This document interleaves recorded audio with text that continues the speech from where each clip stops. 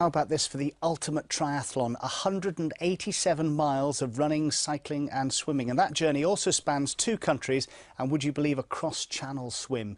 But it hasn't deterred an RAF training officer who's hoping to become the first woman to complete the Enduroman Arch2Arc challenge. James Banks has been speaking to her.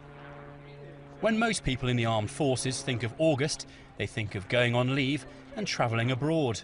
Flight Lieutenant Rachel Cadman, however, has decided to do it the hard way. She's hoping to firstly run from Marble Arch in central London to Dover, swim across the Channel and then cycle to the Arc de Triomphe in Paris, and all in the space of 5 days. I started an Ironman triathlon, which is obviously more, in the public consciousness. And then I'm a swimmer by background, so I really wanted to find something that had a slightly larger swim component to it. So did a little bit of research and came up with this. The Arch2Arc challenge was established in 2001, and since then only 7 athletes have completed the 87-mile run, the 22-mile swim and the 181-mile bike ride.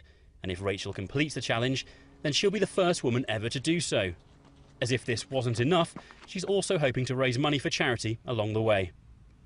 I'm raising money for 2 charities, Help for Heroes, which obviously helps with the military aspect of things, and then an international disaster relief charity called Shelterbox, which is in memory of my uncle who died last year, and it was his favourite charity.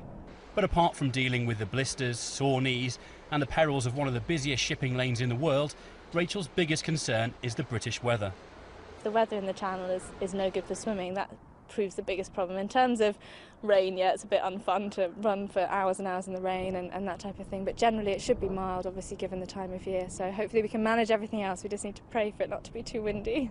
Well, Rachel is now at the tapering stage of her preparations. This is where she slows down her training and rests before the big event.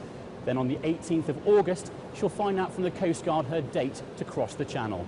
James Banks, Forces News, RAF Cranwell.